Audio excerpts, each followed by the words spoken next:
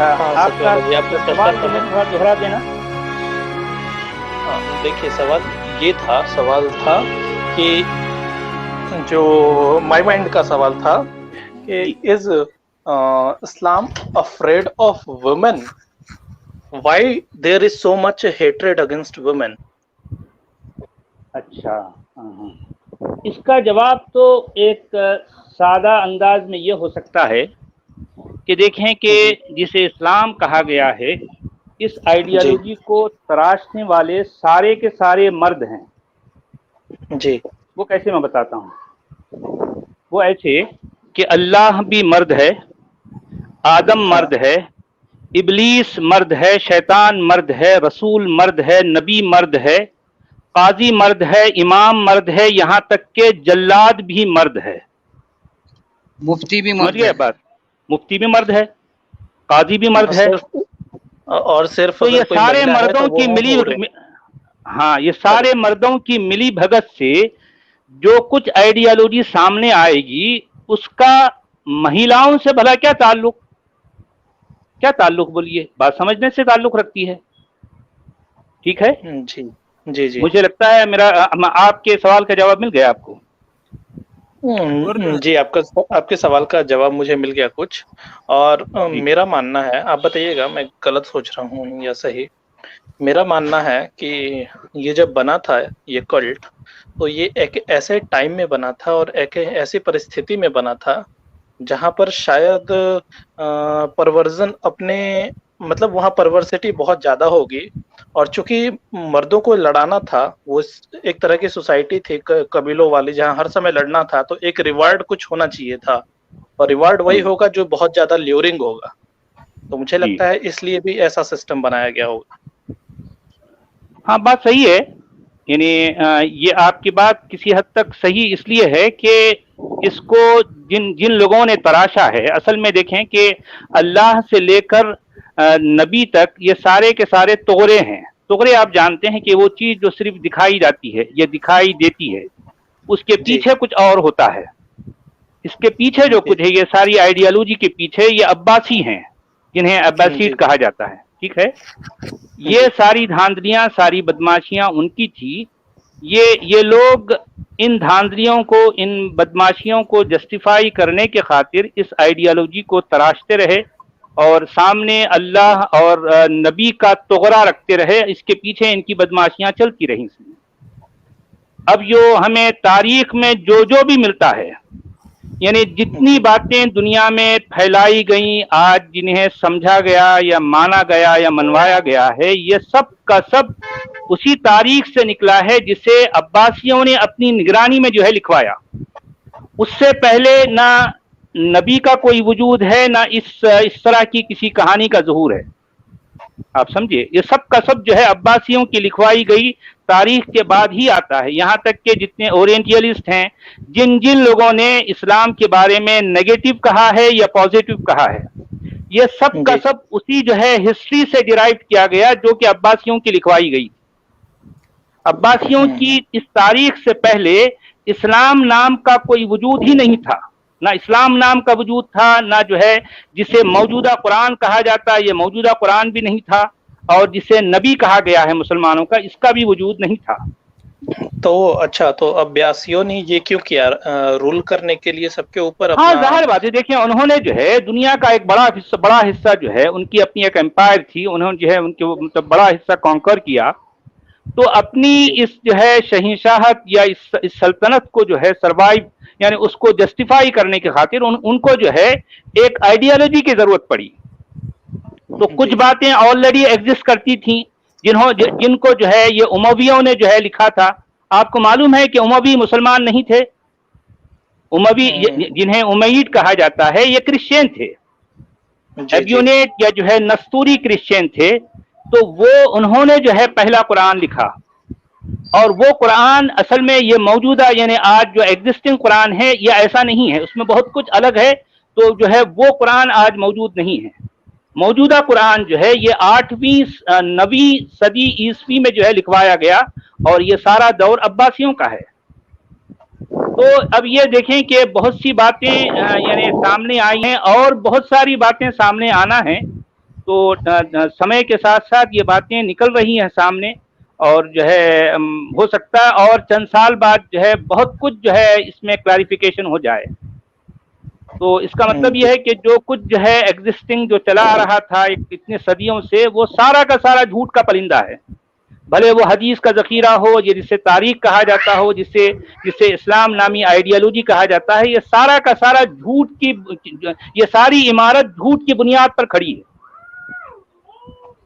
ये बिल्डिंग बड़ी पुरकशिश है, बड़ी अट्रैक्टिव है, लेकिन मुश्किल ये है कि इसकी अपनी कोई बेस नहीं है।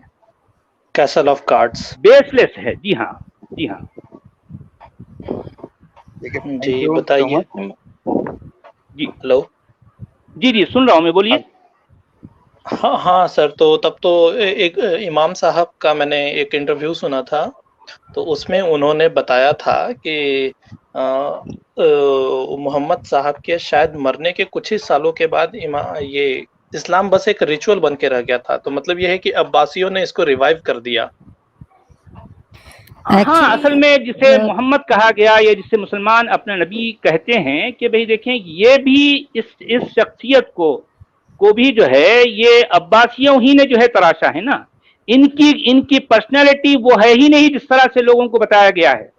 ये पता नहीं जो है ये सारासानी कोई जो है कोई शख्स है, इसे जो है इसको अयाज बिन कबीसा कहा जाता है या फिर और कोई नाम से इसको याद किया जाता है। ये कहाँ ये इराक के इलाके में था, या जो है किसी जो है जिसे फलस्तीन में था, या कनान में था, या जो है जिसे आज सीरिया या शाम कहा जाता है, यहाँ था। यानी एग्जैक्टली नहीं कहा जाता है कि ये शख्स इस तरह की जो है शख्सियत कहाँ थी, लेकिन वो पर्सनैलिटी जिसे मुसलमान अपना नबी कहते हैं, ये सारी जो है ये क्वालिटीज या खुसूसियतों के साथ ऐसा कोई शख्स जो है एग्जिस्ट नहीं करता। अब हमको हदीस के जखीरे में जो कुछ नजर आता है ये सारा का सारा मनगढ़ंत है। इससे किसने खड़ा भाई, कब खड़ा गया ये सब कुछ? ये अब्बासियों की जो है निगरानी में हुआ है काम। तो मतलब और ये 8वीं 9वीं 10वीं सदी ईस्वी में हुआ है काम। जी हाँ सच वाला जी। तो मतलब जिस तरीके से आप बताते हैं, आपकी बातें काफी हद तक सही लगती हैं, लेकिन फिर एक समस्या ये है कि तब तो जो अरबों लोग हैं, अरबों मतलब there are billions of people who are believing on something which is non-existent, मतलब उसका कोई रियल में एग्जिस्टेंस ही नहीं है। ये एक तरीके की मतलब किताब पे लिखी लिखाई बात है, उस पे यकीन करते हैं। ऐसा कुछ हुआ था ही नहीं पास्ट में, कोई मैन ही एग्जिस्ट नहीं करता था। हाँ भाई, आपने खुद कहा है कि they are believing, they are not knowing. आप समझिए कि किसी चीज को जानने और किसी चीज को मानने में फर्क होता है ना। जी जी क्या बोलिए। लगता है कुछ गैप हो गया मेरे कहने में और आपके समझने में। मेरे कहने का मतलब ये है कि जैसे वो मानते हैं कि मोहम्मद साहब थे, है ना, तो जब वो हाँ, आपके कहने से कई बार ऐसा लगता है कि मोहम्मद साहब नाम के पर्सन एग्जिस्ट ही नहीं करते थे। आपने ऐसा बोला है ना, तब तो ऐसा लगता है कि देखें, मैंने कल ही जो है एक्सप्लेन किया कि कुरान में जो वर्ड मोहम्मद आया है वो मोहम्मद कुछ और ही है। अच्छा, कुरान में हाँ वो एक टाइटल है, आप समझे मेरी बात। अब रही बात वो मोहम्मद जिसे हदीस में जो है घड़ा गया या हदीस में पाया जाता है, ये वो जो है शख्सियत है जो एक वहमी अंदाज में, एक वहम के अंदाज में इसमें तराशा गया और इसी पर सारी इमारत खड़ी की गई।